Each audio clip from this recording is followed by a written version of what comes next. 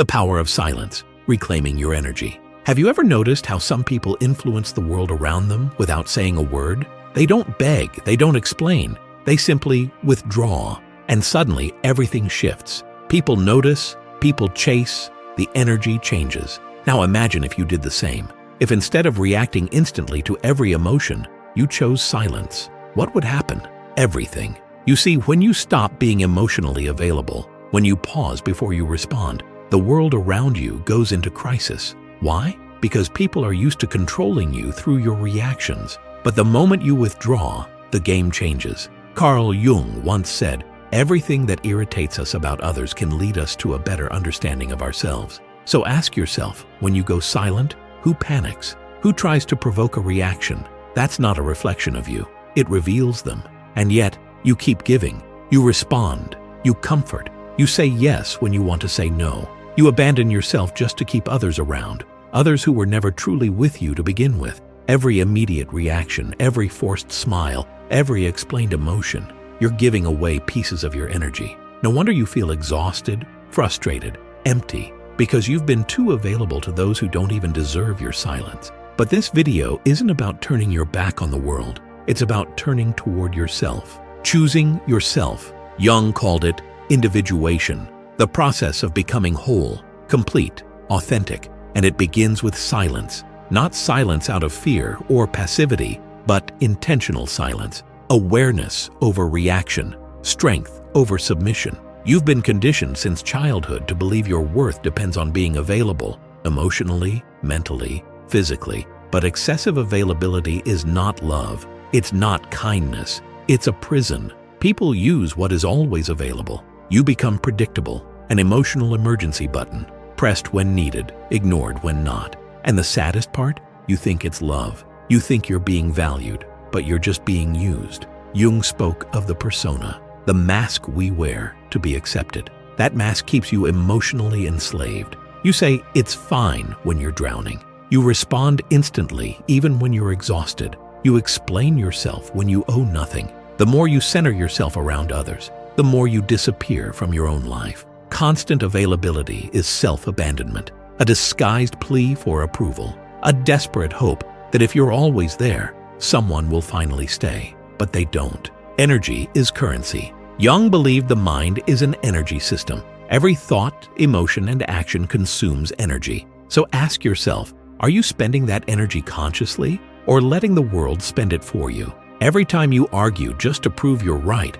every time you respond to criticism that doesn't deserve your attention, you're bleeding energy, psychic energy. And here's the truth. People who live emotionally drained aren't weak. They're just misdirected. When you don't know how to guard your energy, others will use it against you. Opportunists sense it. Manipulators thrive on it. Jung said, "That which you resist not only persists, but will grow in size." The more you react, the more you bind yourself to the people and dynamics draining you. When your energy is scattered, you become reactive, fragile, drained, and the world has no mercy for the drained. Guard your energy. To truly protect your energy, you must first understand your triggers. What makes you react without thinking? What makes you spiral?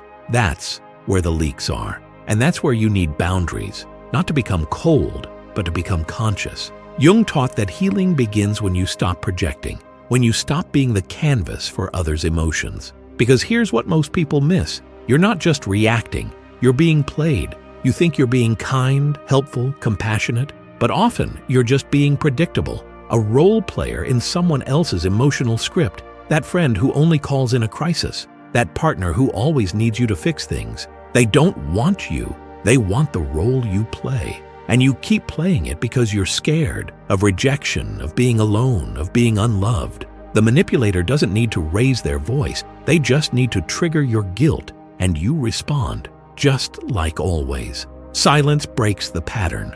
But when you go silent, when you stop explaining, stop reacting, stop participating in emotional games, you break the pattern. People get uncomfortable, accuse you of changing, say you're cold, not because you did anything wrong, but because you're no longer easy to manipulate.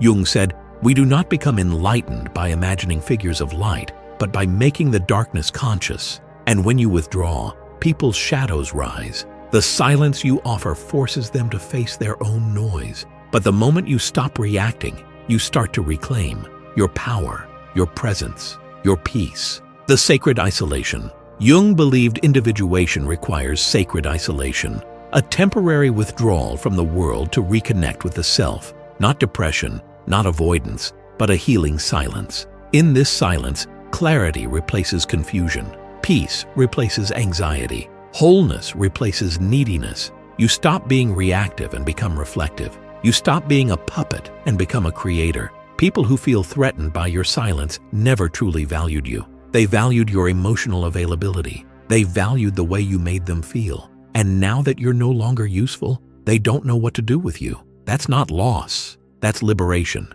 Solitude of the strong. As you choose silence, you'll face discomfort, guilt, loneliness. You'll wonder if you're being too harsh, too distant, too selfish. But this is the detox. The solitude of the strong is not the absence of people. It's the presence of self. You're no longer betraying your soul just to keep others close. And that solitude brings something powerful: stillness, clarity, a sense of self you've never fully known. It brings the peace of not being needed, not being expected, not being drained. Transformation begins with no. You don't have to be available to everyone. You don't have to respond instantly. You don't have to be the one who always says yes. True transformation begins when you realize no is a complete sentence. Silence is a complete response, and peace is a worthy priority. This doesn't make you cruel. It makes you conscious. Your energy is not infinite.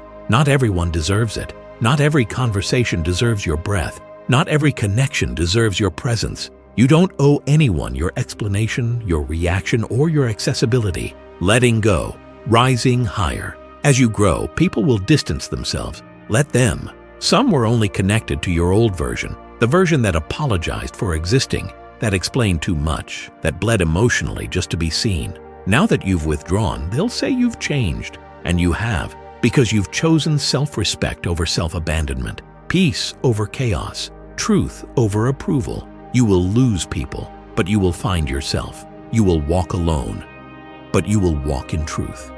You will be misunderstood, but you will finally be whole. And now, a choice.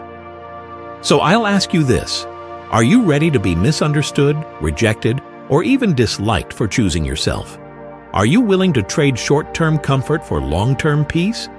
If this message touched you, type in the comments, "I choose my peace."